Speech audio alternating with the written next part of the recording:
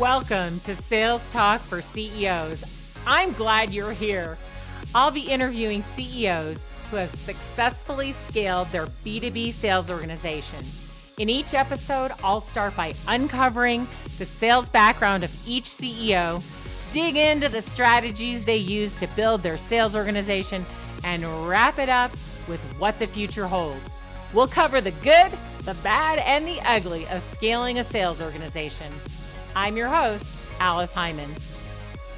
How do you go from needing 0 to 100 in-house consultants in a very short period of time?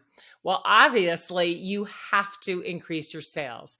And today, I have Dmitri Leichik from Twistellar here to talk about exactly how he did it in just about 5 years. Welcome, Dmitri.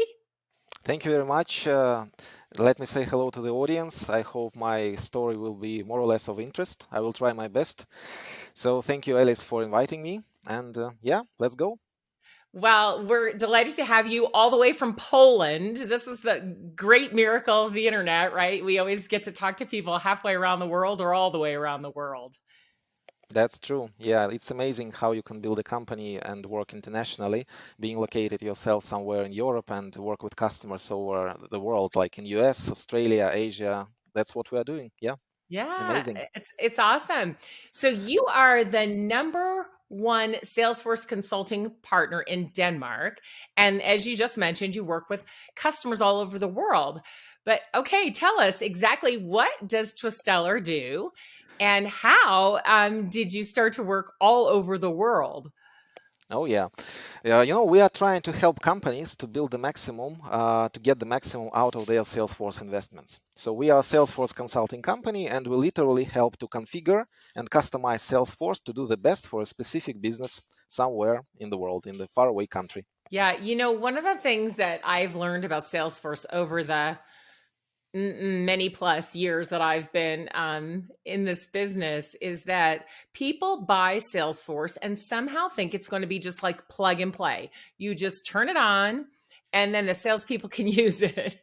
But that's just not the way it works. And when they are budgeting for it, if they're starting up or if they're just deciding after 15, 20 years to add Salesforce to their tool stack, I always remind them that it's not just the per seat price of Salesforce. You have to budget in for consulting. So before we go back to the beginning and hear your story about how you started the company, just tell us a little bit about this Salesforce consulting and what exactly needs to be done. Alice, you would be a great customer, I would say, because this thought that Salesforce is panacea that you can just bring in and it will do everything for you itself, it's a great prejudice that has to be avoided. Indeed, it's a tool. It's a great platform. It's a scalable tool and it can do a lot, but it has to be tailored to your business. Actually, I'm always saying that all IT projects and investments are not about technology, they are about people. You need to clearly understand how people interact, how people communicate, how actually your salespeople work every day to get their customers happy. And only Yeah. when you understand all that and what needs to change in order to get some different business outcome, only then you can step to the question, how should our system support that with Yes. automations? And Oh my this is gosh, what I'm we are so doing. glad you Yeah. said that. Yeah, I couldn't agree more. I see people buying a tool and force fitting their process into the tool versus figuring out the process and the way the people do the process and then bringing the tool in. Absolutely, yeah. This is very easy to just ask your marketing specialist or some employee of your company to just go out there and take a look what solutions to our business challenges exist. And the result of that is typically you get a few systems with some feature lists, and then you start to just compare directly. This system has this feature, this system doesn't have this feature, and you think, oh, great, it has this feature, it will help me, it will bring my business to a new level. But only then you make a decision based on these feature lists and price, and then you start to understand, oh, there are nuances. You need to understand how exactly this feature works, how exactly it is compatible with the processes that you already have, probably automate it, and then you are just stuck. Because without proper business analysis stage, when you really get to know the company that you're working with, what are its specialties, you can take two very, very similar businesses from one area, from one industry, and on the top level, they will have the same processes, the same needs, the same challenges, but you need to just dive a bit deeper, and you will see that they are completely different in terminology, in Yeah. how processes are structured, in how decisions are made, what metrics are tracked, Yeah. so on and so forth. And this is what a professional consultant really does, not focusing Yeah. on the features and the solution itself, but on the business and the processes of a customer who is interested to invest. And sometimes our role is to convince, please don't Yeah. spend your money right now. Your business is not ready Right. yet. You need to first solve this and that organizational question and matter. And only after that you can look at the systems that exist.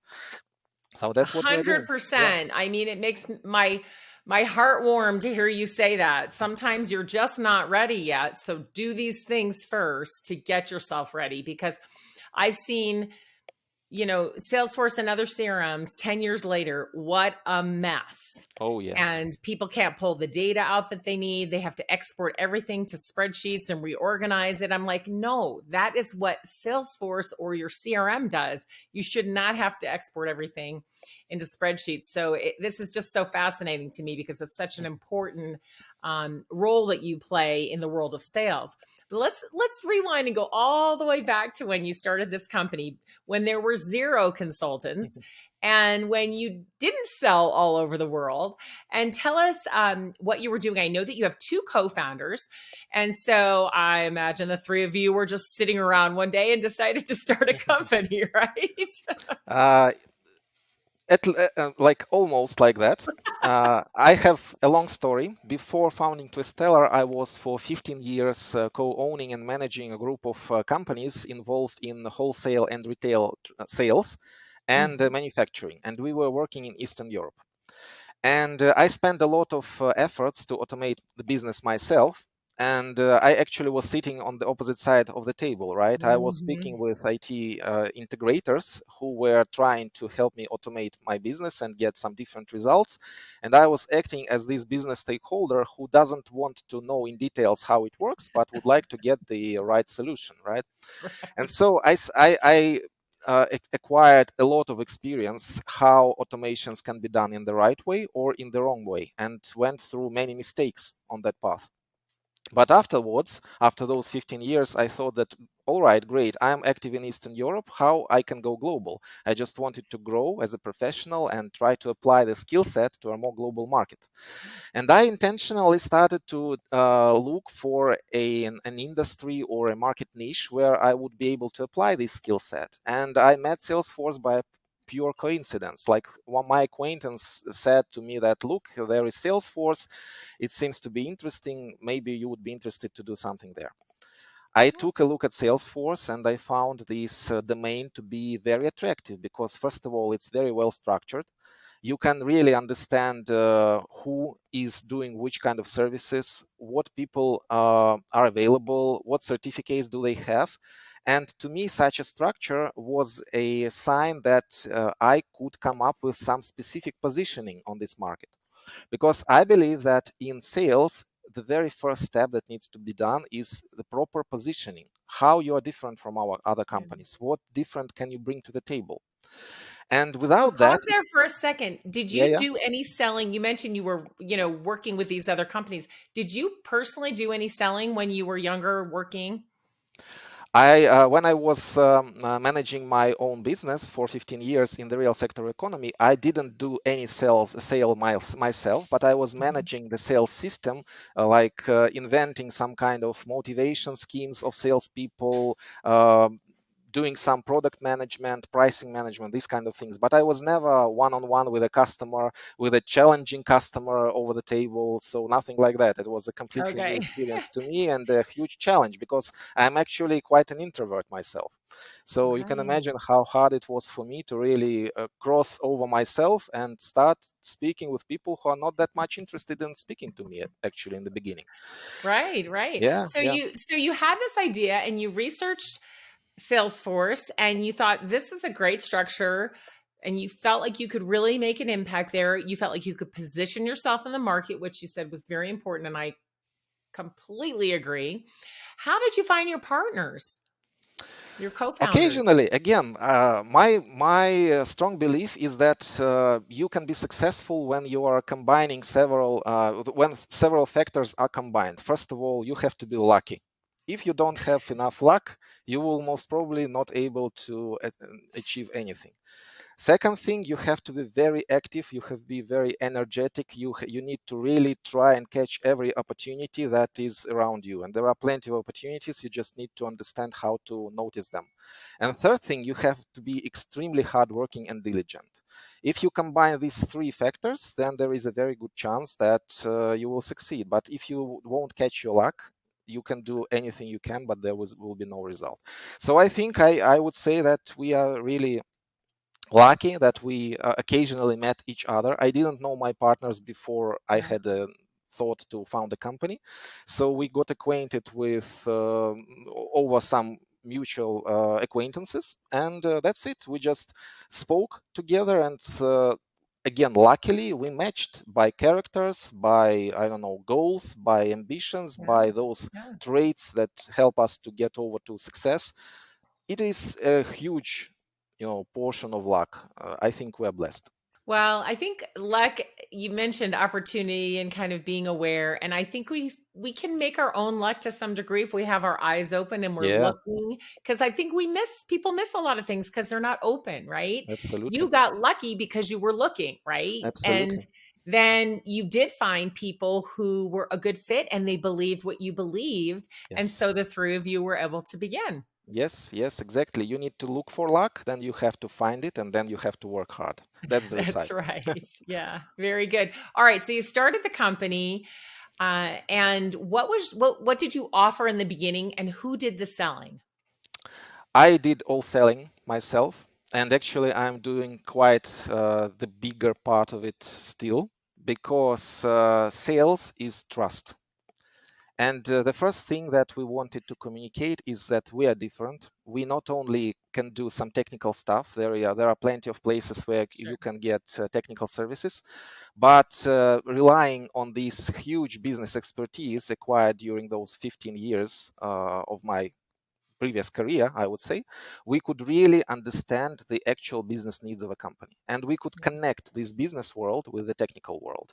This is quite a rare find, I would say. And I just approached like thousands of contacts around the world. I tried to find them everywhere over LinkedIn, over, I don't know, App Exchange, wherever I could. And I just suggested this positioning that we can become your trusted advisor. And we are not trying actually to sell to you something. Let's just speak and see what are the challenges. Yeah. And maybe we would be able to help, or maybe not. Let's just get to know each other. That's it. Right. Yeah. So Yeah. this was the main idea. And, it was, of course, not that fruitful from the start. I sent myself manually thousands of personalized letters. It was never some kind of outbound cold email campaign with the same message to everybody. I really start to get personal. And first customer, first prospect responded, and we started to speak, to talk, and they said, yes, we feel the difference. It seems that you are thinking about our goals and our benefits that we can get out of it. You're not trying to, just convince us that we should buy everything, etc., etc. So, and when we started to work together, then the next one was probably recommended. Another one, again, I caught this person at the right moment of time, Yeah. etc. And this is why, by the way, a very great component of success, a very important one. You have to hit a person with your message at the right moment of time, That's because right. this is B2B, this is business to business world, and people already somehow solve their challenges. They already work with somebody, they already speak with somebody, and they trust someone. And if you just try and reach out to them on Monday and everything is right, is going well on their side, they will even not respond to you. But Right. by Friday, they can already be a bit frustrated, a bit disappointed. They can have a new idea that they would like to challenge. They would like to look at the alternative. And if you send the same message on Friday, you have a chance that it will get a response. And then this is your lucky day, and you need to really work yourself out not to lose it. because this Right. opportunity may never happen. And with that approach, we co-founders and me personally, we work, I would say 12 or 14 hours per day just to stay in touch with everybody, to respond exactly at the moment of time when it's needed, and to provide as much support and as much as friendly advice as possible to make sales actually, Yeah. which is in our case not exactly what is typically called sales. It's more like advisory help. And the result, the outcome of such an approach, of such a positioning, is that we are building reputation. And you asked, what are the channels that bring customers to us, right? Mhm. And I'm going to pause you right there before we start to talk yeah, about channels because you mentioned a couple of really important things, and I want our audience, to take note of those. When we first start our companies, we usually do sell ourselves as CEOs, right? It's yeah, founder-led sales, and that's extremely important. But soon after that, a lot of times we want to get out of sales, right? And we want salespeople to do that work, and we want to hire others to do that work. right. But you said some things that are really important. One, um, that sales is about helping and solving and advising, right? Then the sales come after that. We don't sell first and then help and advise.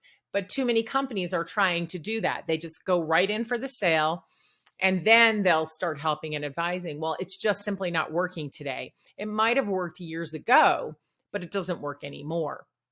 And Yeah, so I think it's really important that you're doing that. And I just want to pause also and say that you seem to know a lot about sales for someone who has no sales experience in their background. How is that you know so much about sales? well, first of all, I know a lot about management because even prior to founding an IT company and getting into sales myself, I learned a lot how to manage sales. So, there are great books where very smart authors explain that actually when you are making a sale or when you are speaking or interacting with a customer, think that this customer should become the customer of your life, and Yes. try to approach them as friends first, and try to think what actions or what advice or help would you provide to a friend, and what is the borderline starting from which you are going to take payment for what you are doing.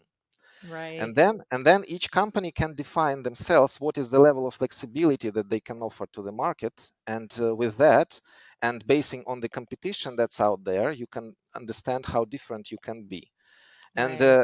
that is why typically you approach someone and you just try to get to know this person. And then you start to build your reputation, and then it starts to work for you instead of you. But at the same time, because we are actually involved in consulting business and it's the business for people, made by people, it's not completely about technology. That is why a lot is happening because of relationships. And Yeah. that is why probably, and I'm not sure about that. I'm thinking about that quite often, regularly. Will I ever be someone able to step off the actual sales? And probably no, because first of all, you have to establish trust. And who can be more trustful or trustworthy Right. than the CEO of the company that's Right. actually closing the deal, I would say.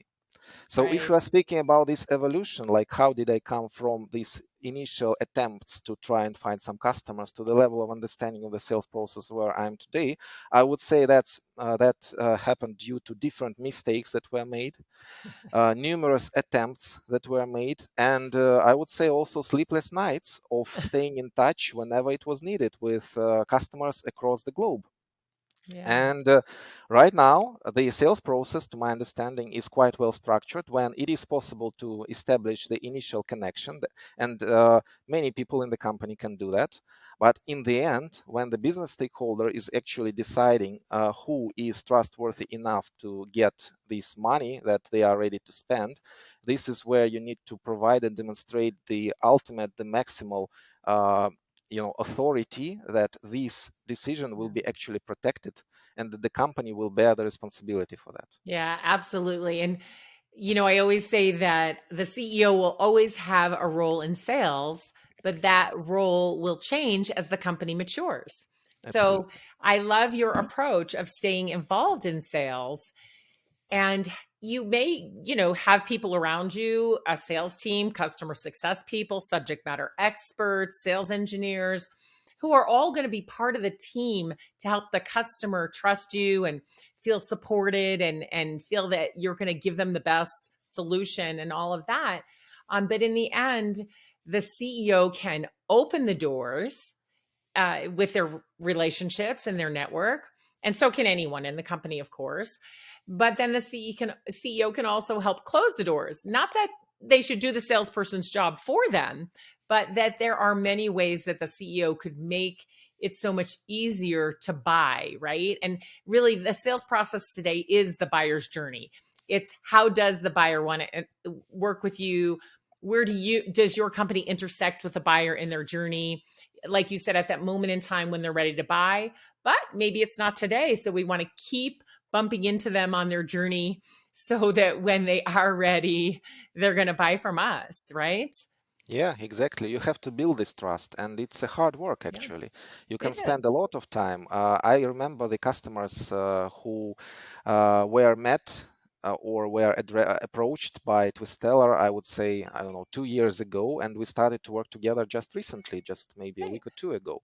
So it's a long journey actually, and on all these steps of this long journey, you need not to make a mistake because you can build your reputation for years, and one wrong action, one deed that was not clearly thought out can spoil Yes. it in just one day. So it's a great Yes. asset. And so that's why I'm saying that for our sales, the key assets are our reputation and our people.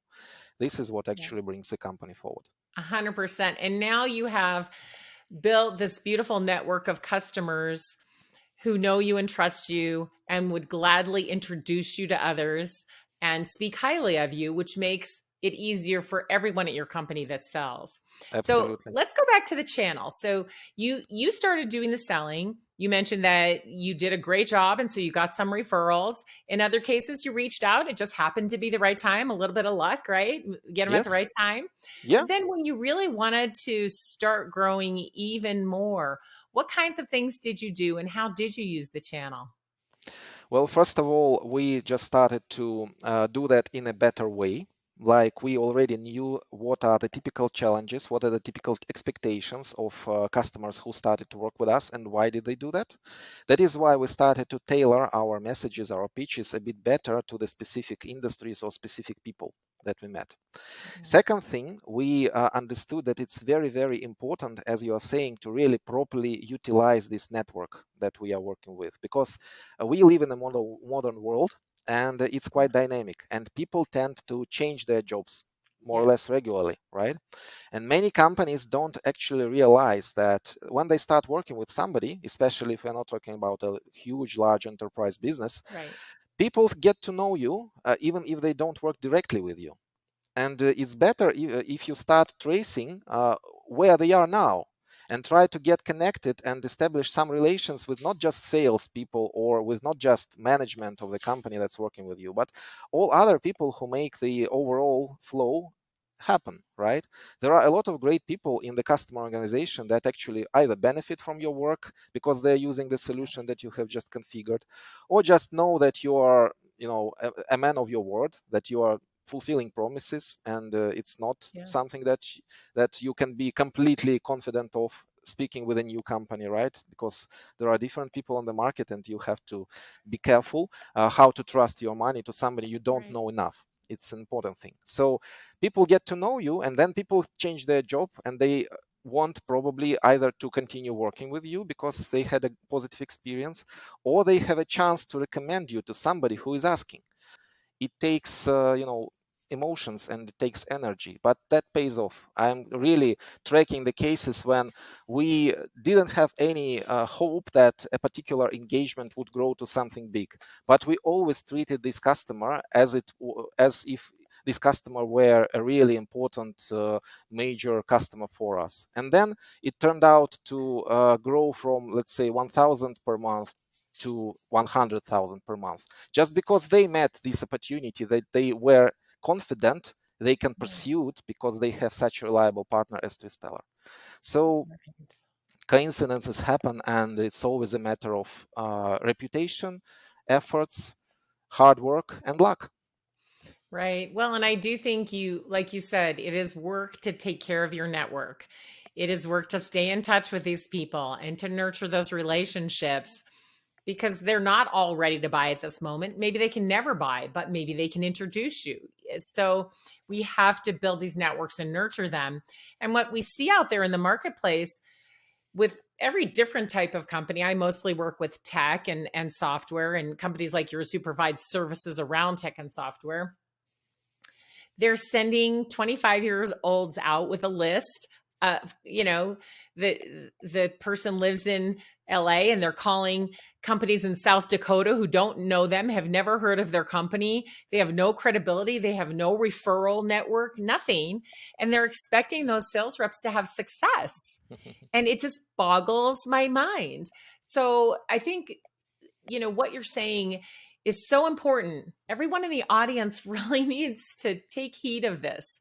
The most important thing that you can do at your company is have the individuals who work there build a broad network and maintain it so that it can be utilized to get new business in many different ways, through introductions or directly. But I think that companies are just really missing out on this. Like you mentioned, they're just not taking the time. They want the quick hits. So they just call lists of people and send more emails and they get a small response. And maybe it's a little quicker, but building this structure that is a trusted structure, right? People who know you and trust you and believe in what you do and can introduce you and bring you into their new company when they move. This is so important and it makes selling so much easier. But you have to be willing to put the effort in, like you said, the emotion to nurture these relationships. And luckily, LinkedIn makes it really easy for us to find people and get to know them. And when they change jobs, the first place that notices that is LinkedIn.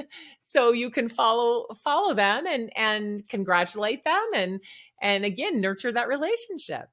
Yeah, absolutely. And you have to remember that you really need to take responsibility of what you are selling, because sales process should not be considered as the process that ends when the deal is closed. Right.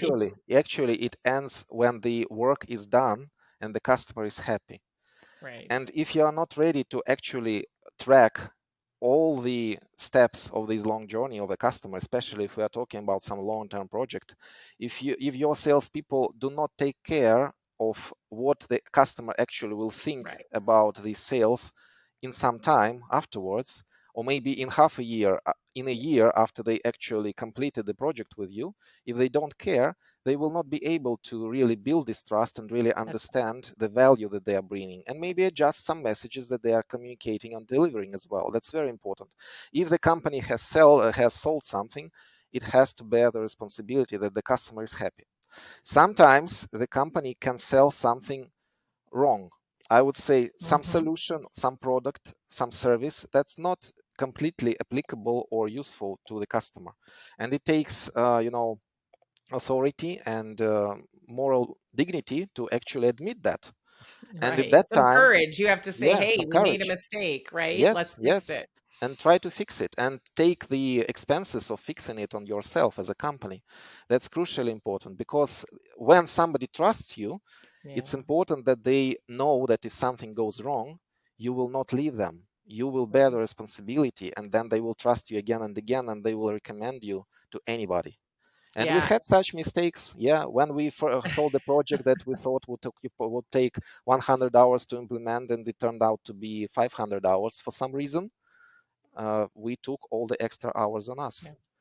And Yeah. it's by default, because this is the responsibility and this is what the complete sales process looks like until the customer is completely happy.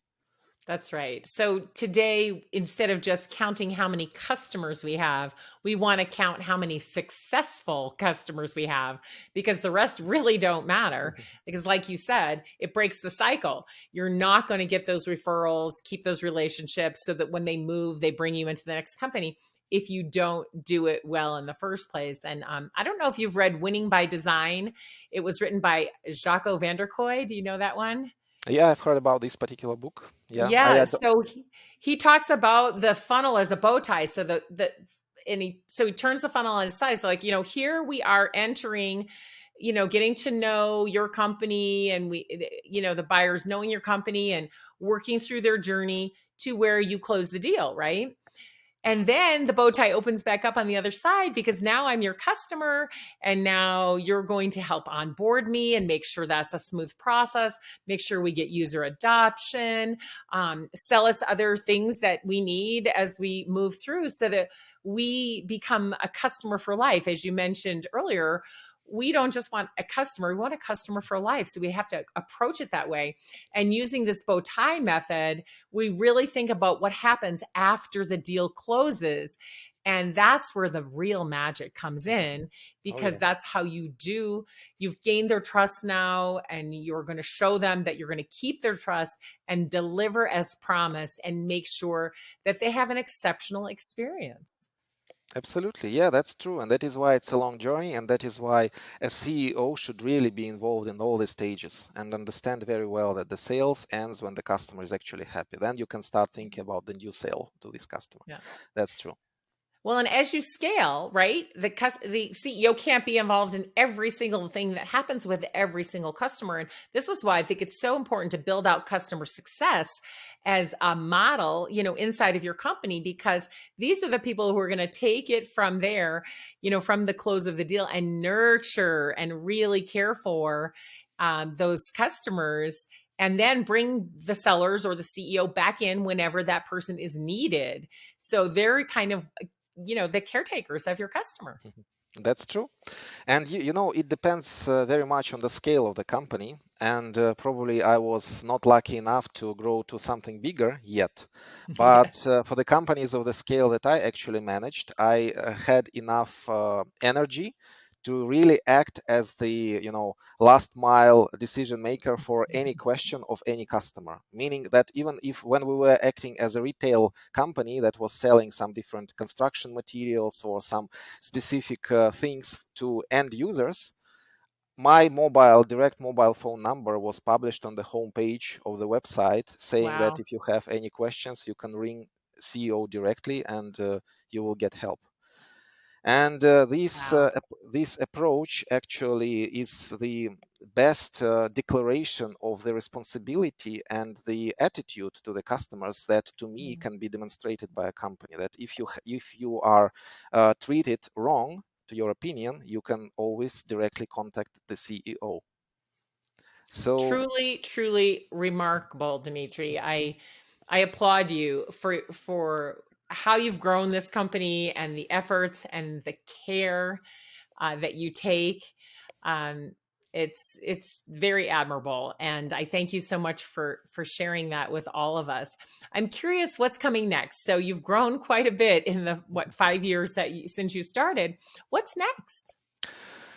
it's a good question because I think I personally am so focused on my work that I'm not a great planner ahead, I would say. And as of now, I'm looking at my company, and I understand that there is still plenty of potential.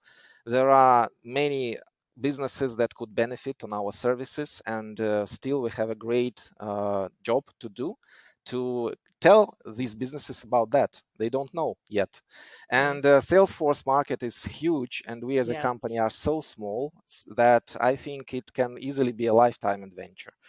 And what brings additional energy, what actually hits me, is finding and getting acquainted to new people, to new companies, getting new opportunities, learning a lot, getting to make mistakes, even if that brings Mhm. me forward as a professional. And this is something that really admires me, and I would be lucky enough to call my job a hobby. That is why the next thing, besides growing the consulting business, I would be very much happy. I would be delighted if our product would be appreciated by more companies. We have our Sculptor CPQ application that helps companies to automate their quotes. This is a child that is born recently and already is loved by a few first customers, and it's a great tool. So plenty of ideas, plenty of work to do, and I don't think it will ever end. The world is huge, and yeah, we just need to work hard to be able to catch all the opportunities and all the fish in this pool. So That's it. I love your energy and enthusiasm. You are the kind of CEO that I would want to work for. And I thank you so much for taking the time to come on Sales Talk for CEOs and share your story. Thank you very much. It was a great pleasure, and thank you for welcoming me. I wish all the audience the most successful sales cycles and let your customers get back to you with new deals. Thank you for your attention. Thanks for tuning in to Sales Talk for CEOs. You can find me at aliceheiman.com. Be sure and connect with me on LinkedIn and let me know that you heard the show. If you found value in today's episode, please subscribe, write a review, and share the show with another CEO.